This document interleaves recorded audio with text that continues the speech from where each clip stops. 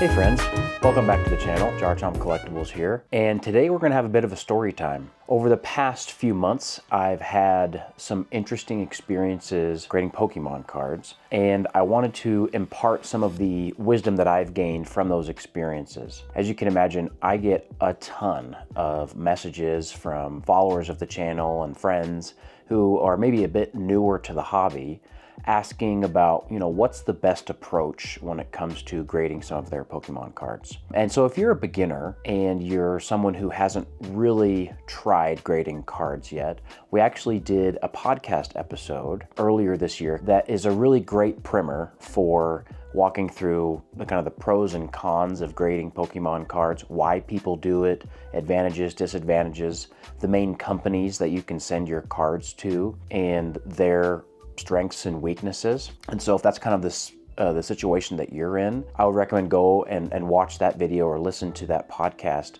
and it'll be a really great place to start. Other than that, the best way to learn about grading cards is just to try it.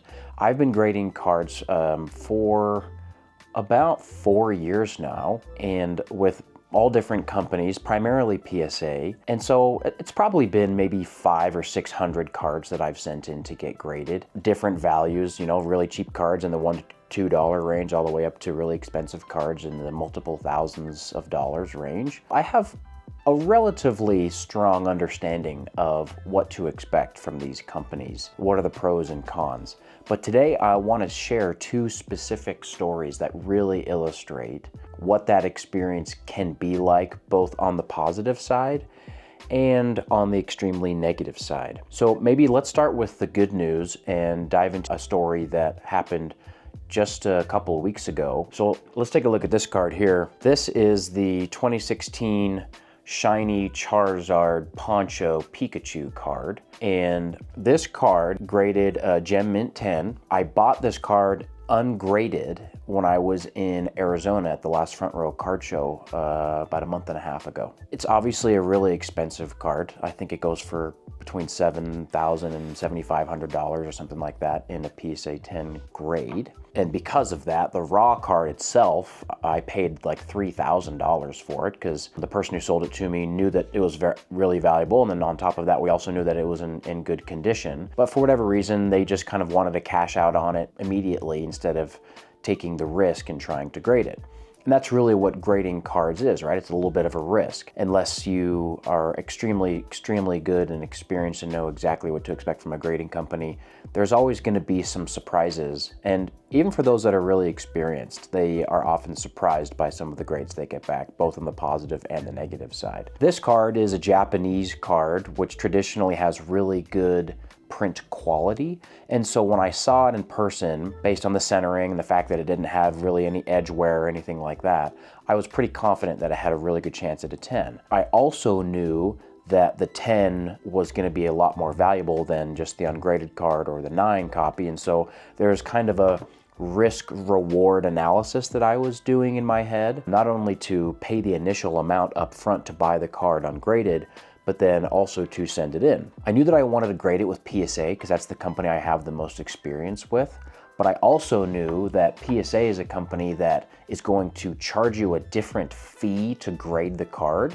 depending on the value of the card. And so I went in and honestly, I wasn't sure, and you don't have to necessarily estimate the value of the card, what it would be if it was in PSA 10 condition, but kind of in the condition that it is, based on your best understanding of market value of the card. And so I submitted it in a tier, I believe was a declared value of like $2,500 or $3,000 or something like that. And the way that PSA does it is they will take your estimation of the value of the card at face value, but then once it's graded, then that's kind of when they do their little analysis to see, okay, now that we've given it this grade, what's the realistic value of this card?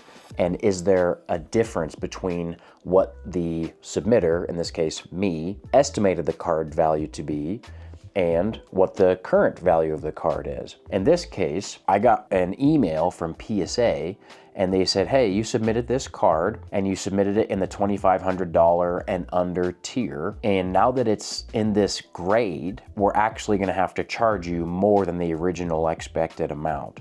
So I'm pretty sure the tier that I submitted in cost me, or was gonna cost me like $75 per card. But then because it came back as a 10, the card is now worth closer to $7,000. And that tier is much more expensive. And so obviously it's great news that I was told, hey, this card is a PSA 10 and you have essentially created value out of thin air by grading it. Well, PSA wants their slice of the pie. And so they upcharged me, I believe it was like an additional $500 to have the card finalized and sent to me in the mail. And so that's just, again, a piece of maybe, not necessarily a warning, but just a piece of information for those of you that are a little bit newer to card grading, that sending in your cards can be a significant expense.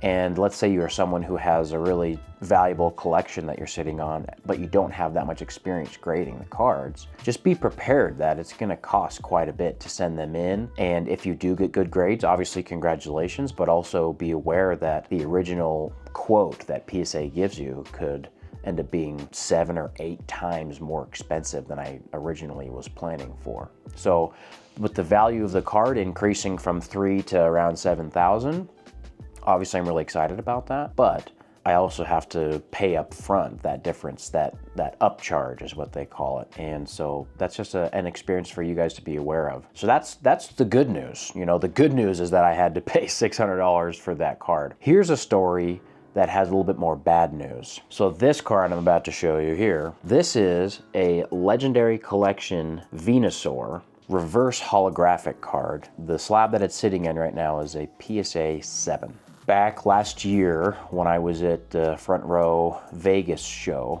I bought that Venusaur and I bought it in a PSA 10. And when I bought it, I really couldn't decide if I wanted to keep it in my personal collection. It's a beautiful card, obviously, really low population. I think maybe 70 or 80 of them exist in PSA 10, if I remember right. And I paid at that time like $1,500 or $1,600 for it from another vendor. Well, when I got home, I realized that the slab was, it was an older cert. I think it was like a 4 million cert. So it was graded a number of years back. And so there was some wear on the slab, and there was also a little bit of, on the corner of the slab, the two halves of the slab were kind of coming apart just a bit on the corner. I guess regardless of whether or not I'm gonna sell it or I'm gonna keep it, I'd rather have it in a fresh slab. And so I submitted what's called a reholder service to PSA. What they do is they take your card and they essentially just take it out of the old holder, the old slab, and they put it in a new one. And if your card had the old style label, in this case, the Venusaur didn't, but if your card does have the old style label, then they'll replace it with a new style label, but it'll keep the same certification number. And that service, I think, is like 45 bucks, something like that, 50 bucks maybe. So I submitted that card and a couple other cards that I wanted to get reholdered to PSA back in like December, maybe early January, but I think it was in December. PSA has been really backed up. Tons and tons of people are grading cards right now. They finally got back to me and started moving my submission along to the next stage in the process sometime in like March or April. I then got an email from their customer service rep at PSA, and they said, we regret to inform you that the card, specifically the Venusaur card that you submitted to us, is showing signs of tampering, and therefore we are not willing or not going to reholder it and put it into a fresh holder. And so I wrote back and was a little bit confused, like, okay, like what exactly do we mean by tampering? The reason that I submitted the card to get reholdered is because there was some wear and tear on the slab itself. And they didn't expound on the definition of tampering and basically said that I have two options. Either they will crack the card out of the slab and send it to me ungraded, raw, or I can pay a fee to have it regraded.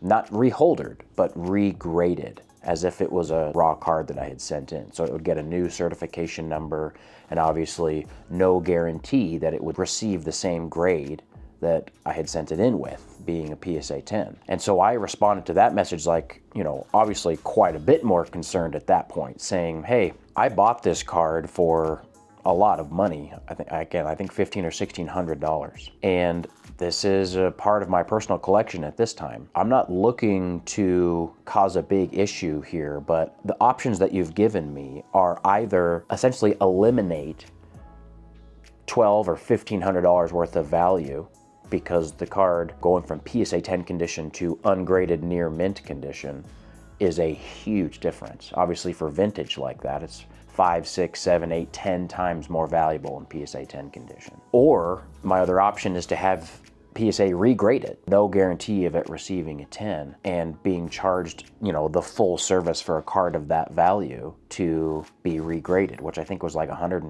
or $180, something like that. So the service that I originally requested for $40 to have it reholdered turned into essentially a nightmare. I'm in a position where they already have my card. The only good outcome here is if somehow I get lucky and they decide to regrade it and they still give it a 10. But honestly, at that time, I was thinking there's no way that they do that, because Legendary Collection is historically really hard to grade. When they were grading cards back in the 4 million certs, I have a hunch that they were a bit more lenient with trading cards, specifically with Pokemon, than they are now. I think it's kind of accepted in the collecting community that PSA has gotten more strict with their grading protocol over time, especially over the last few years. And that's why there's kind of a premium on modern graded vintage cards. Cards that have 10 million or 9 million certs or whatever that are vintage cards are really sought after, because they're seen, I guess they're perceived to be of really high quality, really high condition. So out of two really bad options,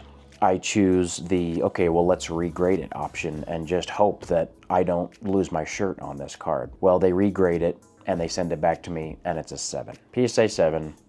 I go from a PSA 10 and wanted to spend $40 on this card to have it reholdered, and they sent it to me in a PSA 7. And obviously with vintage cards right now being worth so much, we're going through kind of a vintage boom in the Pokemon card community. I would say that the value difference is at least $2,000 between what a PSA 10 would be right now versus a PSA 7, which is just extremely disheartening. It's like instantly losing thousands of dollars and you have no control over it. What's my reaction going to be to PSA? Like, they're a large company and they're doing so much business, and they have tons and tons and tons of people that are submitting tens and thousands of cards all the time. And so, having a poor experience for me, no matter how much I might complain about it or not like it, it's really not going to affect how they do business, and they have every right to do business the way that they want to. But it still really sucks for me. And so the reason I want to tell you guys this story is because not everything with card grading is so cut and dry. Like I mentioned, a lot of people send me messages and they say, hey, I want to get my cards graded. I have a big vintage binder from when I was a kid. Just be aware that obviously there's expense, there's risk in grading the cards and sending the cards, and risking, what might happen in shipping, what might happen when it's actually on site at PSA or wherever you're grading. There's risk all along the way. And obviously this situation is an exceptional situation. It doesn't happen frequently, but you're putting your collection at risk, and you need to be aware that it's real money that's on the line, especially if you're someone like me who's an established seller of Pokemon cards. And I know that, if I had that card in a PSA 10, it would be very, very simple for me to sell it and get quite a bit of money out of it. So just be careful, be wise with the decisions that you make. Take your time. If you're new to grading, I would say take a few cards, not your whole collection. Just start small, start slow. There's no hurry, and try it out and see what you think. And be aware that prices are going to vary. Time frames for getting those cards back to you is going to vary. And sometimes cards that are graded in, a PSA 7, 8 or whatever, that are vintage cards, are simply harder to sell. If that's your goal, is to sell them and get value out of them, they're just harder to sell than they would be if they were just ungraded right from your binder. So it's not as simple a decision as, hey, I have old cards, let's send them into PSA and get them graded. Now, all this to be said, I'm still going to continue grading with PSA. Obviously, the the example of the Poncho Pikachu right before the Venusaur, there is money to be made in grading cards and selling them. A lot of people have entire businesses that they base on grading cards and selling them online or in person. And I'm going to continue to grade cards from time to time. But I just want to give you guys some words of warning that you want to be wise and be careful and know that not every submission is going to be a win. Sometimes it's going to be a huge loss like this was. We're talking thousands of dollars. Sometimes it's going to be a big win. And in that way, it's actually very similar to other parts of the hobby. When you open a booster pack, there's no guarantees of success. You might hit big, you might pull the God pack and whatever, but also you might just kind of get nothing. And so just be wise with the way that you spend your money in the hobby, and when you grade cards, be very thoughtful and take your time and look really closely at them. And if you're sending in expensive cards like this, I would recommend you insure them in the mail. And if you are sending in expensive cards to get graded, then I would recommend that you take really detailed photos of them before you send them to the grading company, so that if there is some sort of issue, some sort of claim of tampering, some sort of damage that you believe occurred at the grading site, then you'll have at least some information, some evidence to fall back on if there's a customer service debate that's happening. Again, be very intentional, and good luck, guys. Good luck with your grading. I'm gonna keep grading. I would say it's a good move for most people. I'm not a world-class Pokemon card grader, but I've graded a few cards and I've made a little bit of money here and there on it. So good luck to you guys.